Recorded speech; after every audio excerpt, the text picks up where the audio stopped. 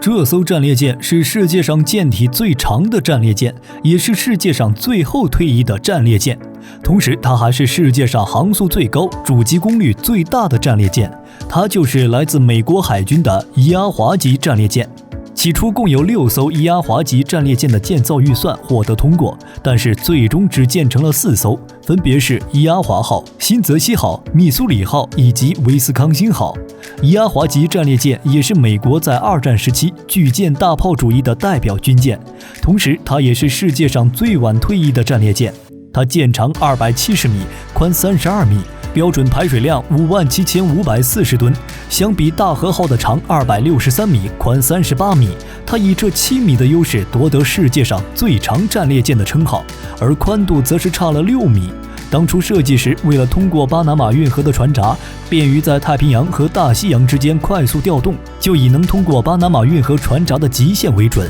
限制了船体的最大宽度。这种细长型的设计虽然有利于提高航速，但是却影响了它的其他参数，比如说适航性、机动性以及炮弹的命中率。伊阿华级的主炮共有3座3连装的主炮塔，一共是9门主炮，采用了轻量化的 Mk7 型406毫米50倍口径主炮，最大射程39公里，射速每分钟2发，俯仰范围为-2度到正45度。副炮则是采用10座 Mk12双连装高频两用炮，炮塔布置在舰体的中部2舷，防空火力也是很充足，装配的是4连装的博夫斯基炮以及单装的厄利孔式机炮。不过到了后期，这些防空火力都被 RGM-84反舰导弹等弹药所取代，这些武器曾在伊拉克战争中发挥了较大实效，成为美军强大战力的重要体现。除此之外，舰尾2舷也各安装了一台弹射器，并搭载了3架水上侦察机。舰上动力装置由8座重油水管锅炉和4组涡轮发动机组成，平时只需4具锅炉就能达到27节航速，全功率下航速高达33节。这个速度在所有战列舰中冠绝众人，是历史上主机功率最大、航速最高的战列舰。除此之外，伊阿华级战列舰也是世界上最晚退役的战列舰，它经历了几次服役、几次退役，可以说这一生是起起伏伏了。在第2次世界大战期间，伊阿华级战列舰主要参加太平洋海区的作战活动，凭借着自己的高机动性和强大的火力，为航空母舰护航以及支援两栖登陆作战。前后参加了进攻日本的海上作战，其中包括菲律宾海海战、莱特湾海战、硫磺岛战役、冲绳战役以及炮击日本本土的战斗。伊阿华号还曾经运载美国总统罗斯福参加德黑兰会议，而新泽西号在1944年加入太平洋舰队，先是作为美国第5舰队司令斯普鲁恩斯的旗舰，又在后来的莱尔湾海战中担任第3舰队司令哈尔西的旗舰。在1945年9月2日，是为第3舰队旗舰的密苏里号成为日本无条件投降签字仪式的地点，宣告日本正式投降。要是此时航母企业号不是回本土维修，说不定投降仪式轮不到伊阿华级战列舰。毕竟企业号可以号称单挑整个日本海军，战绩自然也是没得说。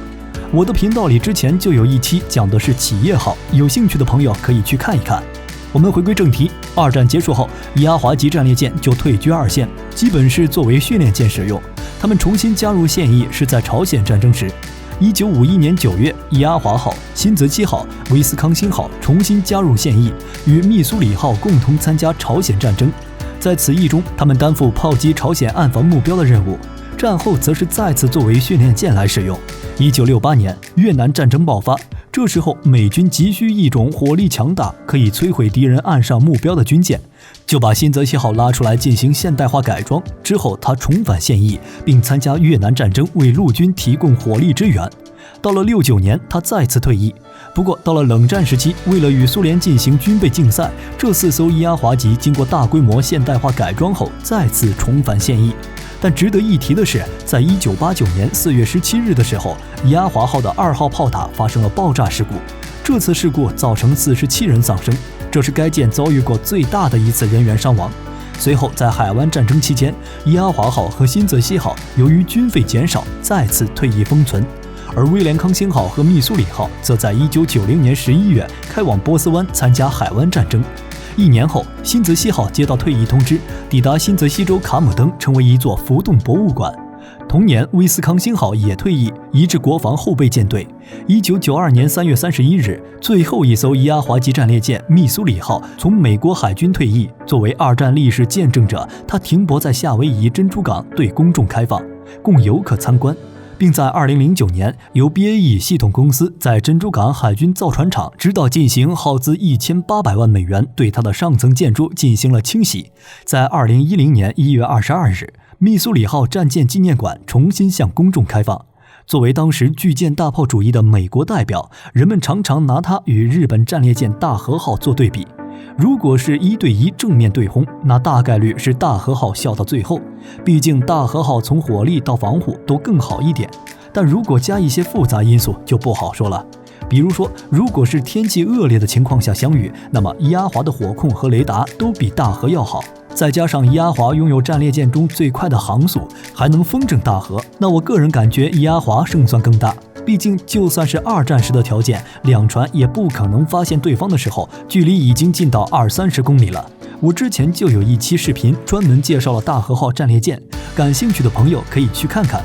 其实在现实中，最可能发生的情况是伊阿华在海上执行任务，然后雷达发现大和之后呼叫空中支援，叫来几艘航母过来，然后放出一大片舰载机过去，之后大和只能打出击机。其实从珍珠港过后，战列舰已经不是海洋的霸主了，航空母舰才是王道。毕竟战列舰射程有限，而现实中大和也是没有办法才被日本拿来豪赌，结果惨遭美国航母群殴，最终连航母的影都没见到就沉了，只能说是生不逢时了。那么大家认为大和级和伊阿华级打起来，哪艘船能取胜呢？欢迎打在评论区和大家积极讨论。好了，今天的武器介绍就到这里了，想了解更多记得关注加一哟，明天我们不见不散。